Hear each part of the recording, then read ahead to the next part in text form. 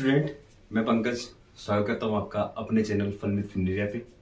आज अपन बात करेंगे क्लास 10th आरबीएसई बोर्ड का चैप्टर लाइट के बारे में।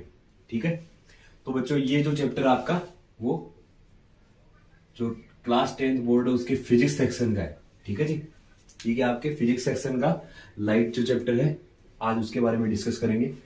बात करते हैं सबसे पहले लाइट की कि लाइट क्या होती है। ठीक है जी, देखो लाइट जो है वो आपका क्या है, एक एनर्जी की फॉर्म है।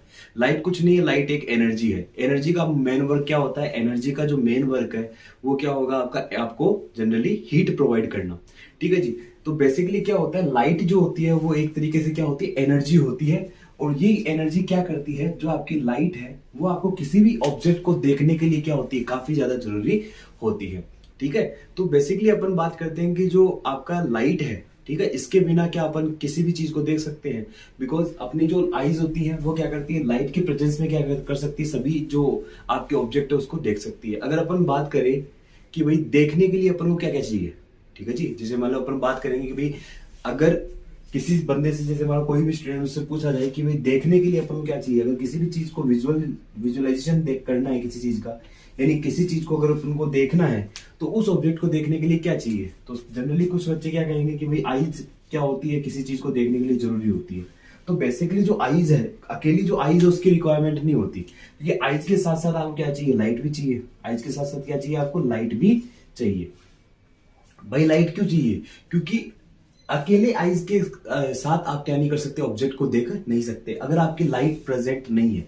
जैसे कि आप एक डार्क रूम में गए और वहां पे क्या है, लाइट आपकी नॉर्मली क्या है वहां पे प्रेजेंट है, और बेसिकली क्या है, एकदम डार्क रूम है, वहां पे कोई भी लाइट आपकी प्रेजेंट नहीं है, तो एक बात बताइए, क्या वहां आप वहां किसी ऑब्जेक्ट को आप आराम से देख सकते हैं। तो बेसिकली जो लाइट होती है वो क्या है, एक एनर्जी है, एक एनर्जी की फॉर्म है जो क्या करती है, किसी भी ऑब्जेक्ट को देखने के लिए हेल्प करती है। तो बेसिकली क्या है, light it is a form of energy which able to us foresee an object। किसी भी ऑब्जेक्ट को देखने के लिए अपन को जिस एनर्जी की रिक्वायरमेंट होती है उस एनर्जी को अपन क्या बोलते हैं, लाइट बोलते हैं। तो लाइट क्या है, एक फॉर्म ऑफ एनर्जी है जो क्या करती है, किसी भी ऑब्जेक्ट को देखने के लिए, अपने देखने के लिए क्या होती है, काफी ज्यादा जरूरी होती है। ठीक है जी, अब इसके बाद बात करते हैं कि जो लाइट का नेचर है वो कैसा है। ठीक है जी, देखो लाइट जो होती है वो बेसिकली क्या होती है, एक इलेक्ट्रोमैग्नेटिक वेव होती है, यानी कि जो लाइट है उसका नेचर कैसा होता है, एक वेव की तरह होता है। यानी जो लाइट आपकी वो कैसे चलती है, एक वेव के रूप में चलती है।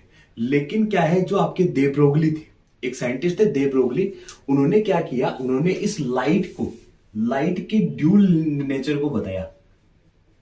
लाइट के कौन से नेचर को उन्होंने डिस्क्राइब किया, लाइट के ड्यूल नेचर जो है उसको उन्होंने डिस्क्राइब किया। इसके अकॉर्डिंग क्या कहा उन्होंने कि जो लाइट होती है वो बेसिकली पार्टिकल के रूप में भी होती है और आपके वेव के रूप में भी होती है। और ये जो पार्टिकल होते हैं ये क्या होते हैं, आपके फोटोन के रूप में प्रेजेंट होते हैं। और बेसिकली अगर बात करें फोटोन की, तो फोटोन क्या है, फोटोन बेसिकली क्या होते हैं, एनर्जी के पैकेट्स होते हैं। ये क्वांटम मैकेनिज्म में क्या होते हैं, क्वांटम फिजिक्स में ज्यादातर आपके काम में आता है। तो फोटोन क्या है, photon is a energy bundle. क्या होते हैं ये, एनर्जी बंडल होते हैं। लेकिन जो लाइट होती है वो एक एनर्जी की छोटे छोटे पैकेट्स के रूप में क्या होती है, आपकी ट्रांसपोर्ट की जाती है। यानी कि जो आपका लाइट जो होगी उसका जो नेचर है वो आपका पार्टिकल नेचर भी होता है और वेव नेचर भी होता है। ये किसने बताया था, दे ब्रोगली ने। लेकिन ये आपका बेसिकली इतनी ज्यादा काम का नहीं है, सिर्फ आपको ध्यान में रखना है। इसके बाद अपन बात करते हैं कि जो लाइट की प्रॉपर्टीज है वो क्या होती है। ठीक है जी, बात करेंगे अपन लाइट की प्रॉपर्टीज के बारे में। तो पहली चीज जो लाइट होती है वो क्या होती है, इलेक्ट्रोमैग्नेटिक वेव होती है। यानी क्या होती है, एक वेव के रूप में क्या करती है, ट्रेवल करती है। ठीक है जी, इसके अलावा जो लाइट है वो आपकी travelling in straight line, light travelling in straight line. देखो इस लाइन का मतलब क्या है कि जो आपकी लाइट है वो क्या करेगी, हमेशा जनरली क्या करती है, आपकी स्ट्रेट लाइन में ट्रेवल करती है, लेकिन हमेशा ही नहीं करती। जनरली जो लाइट है वो हमेशा आपकी स्ट्रेट लाइन में ट्रेवल नहीं करती, डे टू डे क्या करती है, वो स्ट्रेट लाइन में ट्रेवल करती है। लेकिन अगर जनरली क्या होता है, किसी रिफ्लेक्टिंग सरफेस से अगर वो टकरा रही है तो उसके कारण क्या हो जाती है, वो आपकी जनरली दूसरी डायरेक्शन में भी क्या हो सकती है, जा सकती है। इसके अलावा क्या हो सकती है, जो लाइट आपकी वो बेंड भी हो सकती है। बेंडिंग ऑफ लाइट अपन आगे पढ़ेंगे। ठीक है, तो लाइट जो होती है वो आपकी जब एक मीडियम से दूसरे मीडियम में आती है तो वो क्या होती है, लाइट आपकी बेंड होती है। तो बेसिकली आपका जो बेंडिंग ऑफ लाइट है उसके अकॉर्डिंग अपन समझ सकते हैं कि जो लाइट है वो बेसिकली क्या होती है, आपकी स्ट्रेट लाइन के अंदर तो क्या करती है, ट्रेवल करती है, लेकिन हमेशा ही क्या नहीं करती, आपकी स्ट्रेट लाइन में ट्रेवल नहीं करती। कई बार क्या होता है कि एक मीडियम से जब वो दूसरे मीडियम में आती है तो क्या हो जाती है, लाइट जो होती है आपकी वो बेंड हो जाती है। ठीक है जी। थर्ड जो पॉइंट है, basically light is travel in vacuum also. इसका क्या मतलब है, देखिए भाई, वैक्यूम का मतलब होता है जहां पे किसी भी तरीके का मीडियम प्रेजेंट नहीं होता। आपका जैसे देखो, मीडियम क्या हो सकता है आपका, एक सॉलिड मीडियम हो सकता है, लिक्विड मीडियम हो सकता है और गैसेस मीडियम हो सकता है। लाइट बेसिकली क्या होती है, इनके अंदर ट्रेवल कर सकती है, लेकिन इसके अलावा जहां पे ये तीनों ही मीडियम प्रेजेंट नहीं होंगे वहां पे भी क्या कर सकती है, लाइट आपकी ट्रेवल कर सकती है। वैक्यूम का मतलब क्या होता है, वैक्यूम का मतलब है जहां पे किसी भी तरीके का मीडियम प्रेजेंट नहीं होता, यानी कि एक ऐसा प्लेस जहां पे क्या होता है, किसी भी तरीके का मीडियम वहां पे प्रेजेंट नहीं होता, वहां पे भी क्या कर सकती है, लाइट आपके आराम से ट्रेवल कर सकती है। आपने देखा है जनरली जो लाइट होती है वो क्या होती है, आपकी सन से मिलती है। आपको लाइट कहां से मिलती है, सन से। तो भाई जो सन है वहां से जो लाइट आ रही है आपकी, क्या वो आपकी किसी पर्टिकुलर मीडियम में ट्रेवल कर रही है, नहीं। आपके जो स्पेस है उसमें किसी भी टाइप का मीडियम वहां पे प्रेजेंट नहीं है। तो वैक्यूम से भी क्या होती है, वो आपके जनरली स्पेस में किसी भी टाइप का मीडियम प्रेजेंट नहीं है, लेकिन फिर भी क्या हो रही है, वो आपकी अर्थ पे आ रही है। तो बेसिकली क्या होता है, आपका वहां से ये जो आपकी अर्थ पे आ रही है, तो ये क्या करती है, आपकी वैक्यूम में भी आराम से ट्रेवल कर सकते हो। वैक्यूम में क्या होता है, काफी ज्यादा स्पीडली क्या करती है, ट्रेवल करती है। अब इसकी स्पीड कितनी होती है, ये आपको जो वैल्यू है वो आपको याद रखनी है कि जो लाइट है उसकी स्पीड क्या होती है। तो याद रखना, लाइट की जो स्पीड है वो क्या होती है, 3 इंटू 10⁸ मीटर पर सेकेंड, यानी कि एक सेकेंड में आपकी जो लाइट है वो इतनी दूर चली जाती है। 3 इंटू 10⁸ मीटर पर सेकेंड जो होती है वो लाइट की स्पीड होती है। तो बेटा ये क्या थी, आपकी प्रॉपर्टीज ऑफ लाइट और लाइट की डेफिनेशन थी। जो कुछ चीजें थी इससे रिलेटेड वो मैंने आपको बता दी। अब बात करेंगे अपन रिफ्लेक्शन ऑफ लाइट के बारे में। अगर आप इसका स्क्रीनशॉट लेना चाहें तो ले सकते हैं। ओके, तो बेटा बात करते हैं किसके बारे में, रिफ्लेक्शन ऑफ लाइट के बारे में, कि रिफ्लेक्शन ऑफ लाइट है क्या। तो देखिए इसको समझते हैं, रिफ्लेक्शन ऑफ लाइट क्या है। रिफ्लेक्शन ऑफ लाइट का मतलब है कि जब लाइट आपकी किसी सरफेस पर क्या होती है, आपकी इंसिडेंट होती है। इंसिडेंट का मतलब आना, यानी कि जब लाइट क्या होगी, आपकी मीडियम में, एक मीडियम से दूसरे मीडियम में ट्रेवल कर रही है, और जब इस पे क्या करती है, स्ट्रक करती है, जब भी लाइट क्या होगी इस सरफेस पर आकर गिरेगी, तो उसके कारण क्या होगा, बेसिकली क्या करेगी, जिस मीडियम में आई थी उसी मीडियम में वापस लौट जाएगी। ठीक है, यानी कि जब कोई इंसिडेंट रेज किसी सरफेस से टकराती है, किसी सरफेस पे स्ट्रक करती है, तो स्ट्रक के बाद क्या होती है, वह उसी मीडियम में क्या होती है, उसके उसी मीडियम में लेकिन अपोजिट डायरेक्शन में क्या हो जाती है, वापस आपकी लौट जाती है। इसका मतलब क्या है कि जब कोई when a light ray struck on a reflecting surface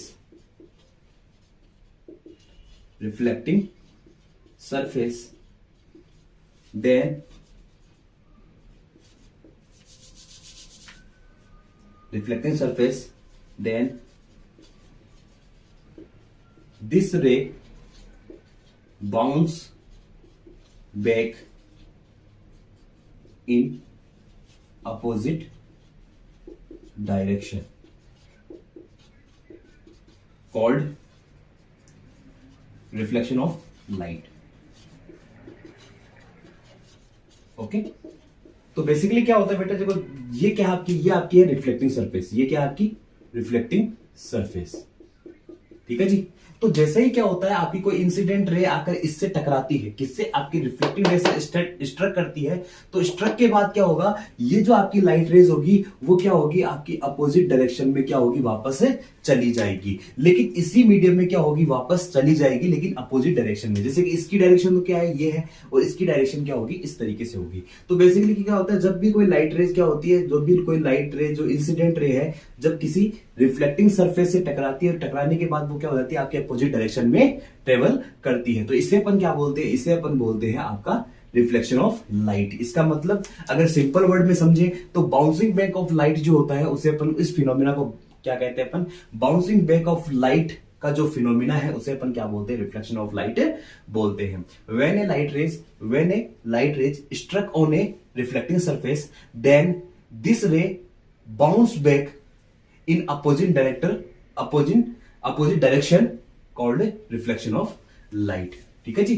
तो इसका मतलब क्या था, रिफ्लेक्शन ऑफ लाइट क्या है कि जब कोई इंसिडेंट रे किस पे आकर टकराती है, आपकी रिफ्लेक्टिंग जो रे जो आपकी सरफेस है उसके ऊपर आकर स्ट्रक करती है, तो स्ट्रक के बाद क्या होगी, वो अपोजिट डायरेक्शन में आपकी ट्रेवल कर जाएगी, और इस फिनोमिना को अपन क्या बोलते हैं, रिफ्लेक्शन ऑफ लाइट बोलते हैं। तो सीधी सी बात, अगर सिंपल वर्ड में बात करें तो बाउंसिंग बैक ऑफ लाइट क्या होगा आपका, bouncing back of light is called reflection of light. ठीक है जी। और याद रखना, जो इंसिडेंट रेज और जो आपकी रिफ्लेक्टिंग रेज है, इन दोनों के बीच में क्या होता है, आपका जो परपेंडिकुलर लाइन है, इसे अपन क्या बोलते हैं, इसे अपन बोलते हैं नॉर्मल। क्या बोलते हैं, नॉर्मल। ये तो कौन सी रेज है, इंसिडेंट रे। ये तो कौन सी रे है, आपकी इंसिडेंट रे। और ये कौन सी रे है, आपकी रिफ्लेक्टिंग रे। तो ये तो आपकी कौन सी रेज होती है, इंसिडेंट रेज है, और ये कौन सी रेज है, आपकी रिफ्लेक्टिंग रे। इंसिडेंट रे का मतलब आने वाली रेज जो क्या करेगी, इस सरफेस पे स्ट्रक करेगी, और रिफ्लेक्टिंग रेज का मतलब है जाने वाली रेज जो क्या करती है, आपके बेसिकली क्या करेगी, स्ट्रक होने के बाद क्या होती है, बाउंस बैक होती है, उसे अपन रिफ्लेक्टिंग रेज बोलते हैं। ठीक है जी।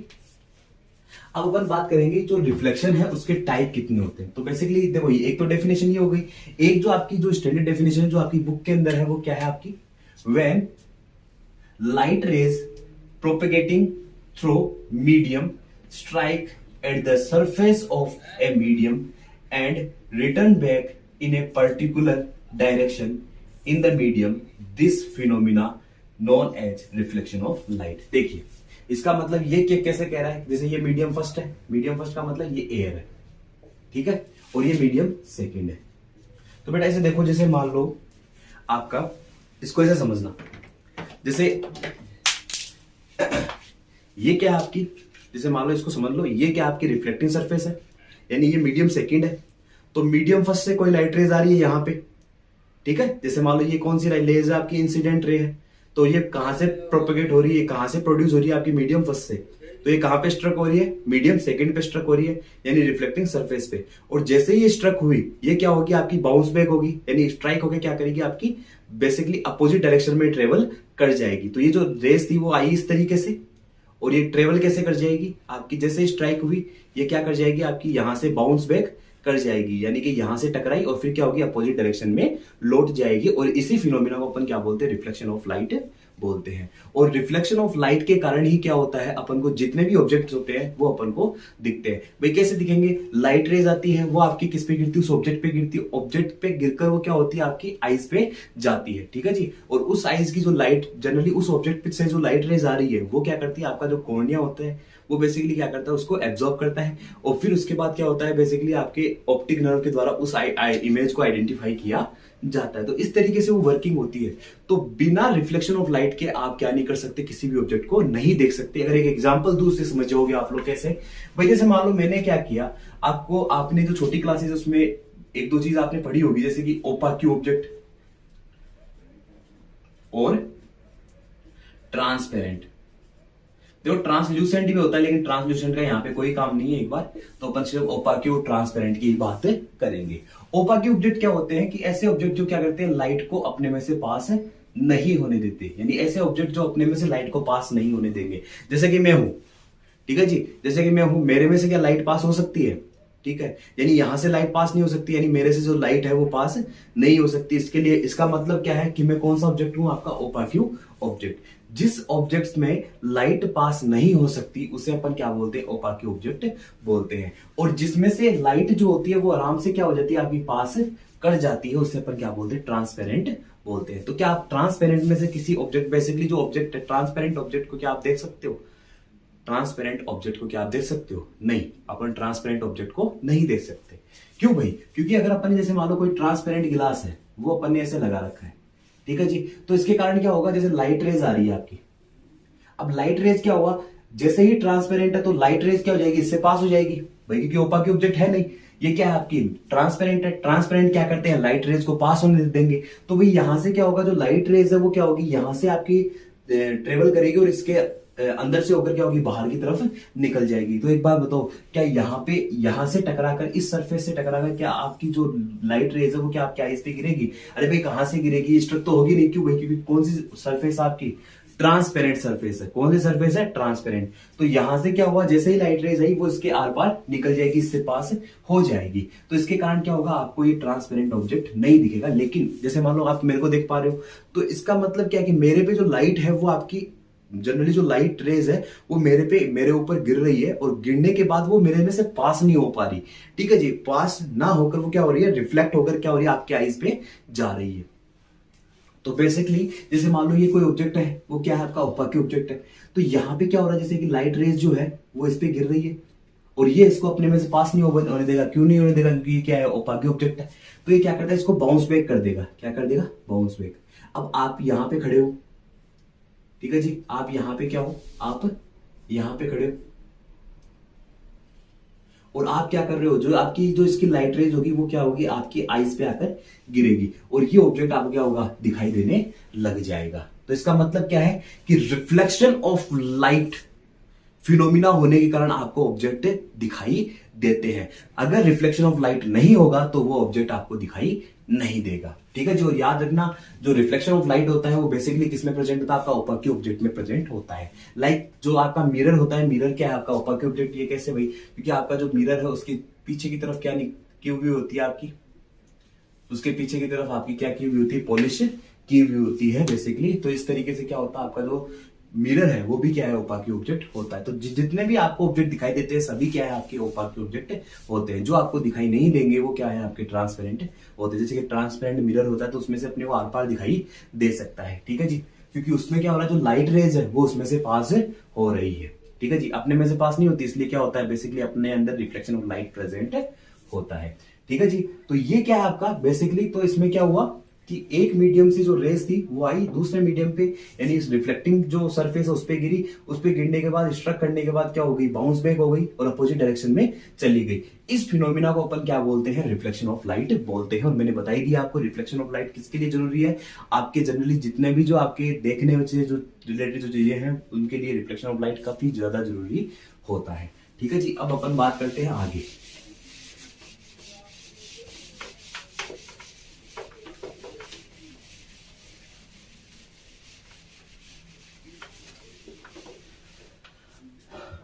सो स्टूडेंट, अब बात करते हैं अपन टाइप्स ऑफ रिफ्लेक्शन। तो इसको ज्यादा डीपली डिस्कस नहीं करेंगे, नॉर्मली डिस्कस करेंगे कि टाइप ऑफ रिफ्लेक्शन कितने टाइप के होते हैं। तो बेसिकली जो रिफ्लेक्शन होते हैं वो दो टाइप के होते हैं। एक तो होता है रेगुलर, क्या होता है आपका, एक तो रेगुलर, और दूसरा क्या होता है, डिफ्यूज्ड। Regular and diffused. तो ये दो टाइप के जो रिफ्लेक्शन होते हैं वो बेसिकली प्रेजेंट होते हैं, रेगुलर और डिफ्यूज रिफ्लेक्शन। तो देखो रेगुलर रिफ्लेक्शन क्या है कि जब कोई लाइट रेज किस पे गिरेगी, आपकी स्मूथ सरफेस पे गिरती है। जब कोई लाइट रेज क्या होती है, आपकी स्मूथ सरफेस से टकराती है, तो वो क्या करती है, उसी मीडियम में उसके अपोजिट डायरेक्शन में क्या हो जाती है, आपकी लौट जाती है।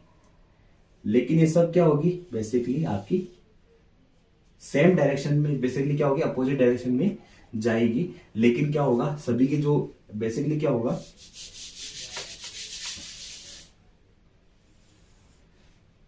तो जब क्या है आपकी, जब कोई लाइट रेज क्या होती है आपकी स्मूथ सरफेस से टकराती है तो वो उसके अपोजिट डायरेक्शन में, सेम मीडियम में अपोजिट डायरेक्शन में चली जाएगी। ठीक है, ऐसे।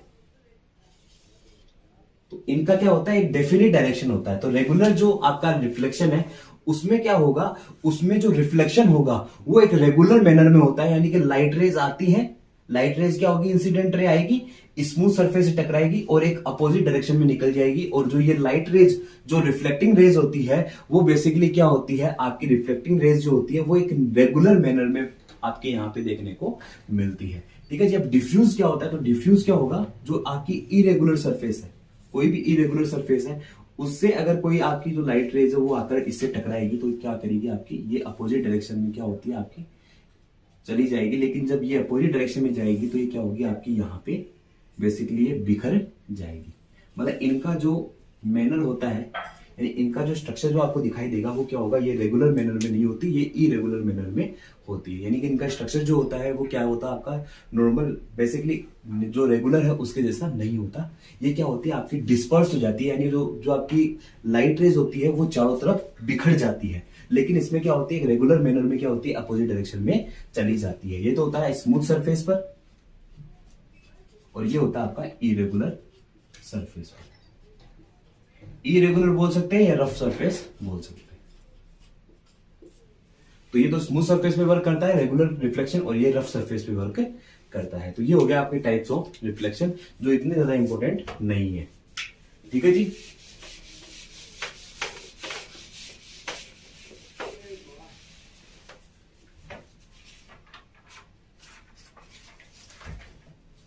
अब देखिए बच्चों, अब बात करते हैं अपन जो इंपॉर्टेंट पॉइंट है आपका, लॉज ऑफ रिफ्लेक्शन। क्या लॉज ऑफ रिफ्लेक्शन? ये क्या आपकी इंसिडेंट रेस, ये क्या आपकी रिफ्लेक्टिंग रेस। याद रखना ये तो क्या है आपकी रिफ्लेक्टिंग, क्योंकि ये कौन सी रेज है, ये आफ्टर रिफ्लेक्शन के बाद, यानी रिफ्लेक्शन होने के बाद जो रेज गई है अपोजिट डायरेक्शन में, उसे अपन क्या बोलते हैं, रिफ्लेक्टिंग रे बोलते हैं। तो ये तो कौन सी रेज है, रिफ्लेक्टिंग रे। ये कौन सी है आपकी इंसिडेंट रे। कौन सी रे है आपकी इंसिडेंट रे। ठीक है। और ये क्या है आपका, ये है इसका नॉर्मल। जो ये परपेंडिकुलर लाइन जो होती है दोनों के बीच में, इसे अपन क्या बोलते हैं, इसे अपन बोलते हैं नॉर्मल। ठीक है जी। तो इस तरीके से अपन क्या करते हैं, जो इंसिडेंट रे और नॉर्मल जो होगा, इन दोनों के बीच में जो एंगल बनेगा इसे अपन बोलते हैं एंगल आई। और रिफ्लेक्टिंग रे और नॉर्मल के बीच में जो एंगल बनेगा वो होता है आपका एंगल आर। ठीक है जी। अब देखिए, according to reflection, laws of reflection, अभी अपन क्या बात कर रहे हैं, लॉज ऑफ रिफ्लेक्शन की। किसकी? Laws of reflection. इतना कोई आपका टफ टॉपिक नहीं है, बहुत ही इजी टॉपिक है, आराम से समझ में आ जाएगा। ठीक है जी। तो देखो लॉज ऑफ रिफ्लेक्शन क्या है, तो इंसिडेंट रे और रिफ्लेक्टिंग रे एंड नॉर्मल। ठीक है जी। परपेंडिकुलर लाइन जो बीच में जा रही है उसे अपन क्या बोलते हैं, नॉर्मल बोलते हैं। तो भाई first according to laws of reflection, first law क्या होता है इसका, कि इंसिडेंट रे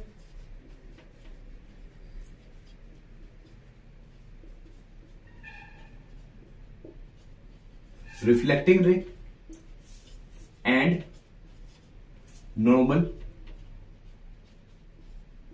lie at same plane. What is the mean of incident ray, reflecting ray and normal lie at same plane? So here this is the incident ray, this is the incident ray, this is the reflecting ray, and this is the normal. Incident ray, reflecting ray and the normal, it is lie at the same plane, a same point. तो incident ray, reflecting ray and normal क्या होते हैं, ये तीनों ही क्या होते हैं आपके सेम प्लेन पे क्या करते हैं, एग्जिस्ट करते हैं। तो ये होता है आपका रिफ्लेक्शन का पहला लॉ, क्या कि incident ray, reflecting ray and normal जो होता है वो आपके एक सेम प्लेन पे क्या करते हैं, तीनों ही ये एग्जिस्ट करती है। यानी कि जैसे मान लो ये आपका है, तो इसमें इंसिडेंट रे यहां आएगा, यहां से क्या हुआ आपका रिफ्लेक्टिंग रे यहां से गई है, यहां पे इंसिडेंट रे आई और यहां से टकरा के क्या हुई है, रिफ्लेक्टिंग रे गई है, और यहां पे क्या होता है आपका नॉर्मल बनता है। तो क्या आपके तीनों एक ही प्लेन पे नहीं है? तो भाई फर्स्ट लॉ क्या कहता है, incident ray, reflecting ray and normal lie at same plane या exist at same plane. Incident ray, reflecting ray और नॉर्मल तीनों ही क्या होते हैं, एक ही प्लेन पर क्या होते हैं, प्रेजेंट होते हैं। एक ही प्लेन पे क्या होते हैं, आपके प्रेजेंट होते हैं। अब दूसरा जो पार्ट है वो क्या है आपका, दूसरा जो लॉ है वो क्या कहता है, angle i is equal to angle r. What is the angle i and angle r? तो इंसिडेंट एंगल, एंगल आई का मतलब होता है इंसिडेंट एंगल, तो इंसिडेंट एंगल जो होता है वो रिफ्लेक्टिंग एंगल के क्या होता है, इक्वल होता है।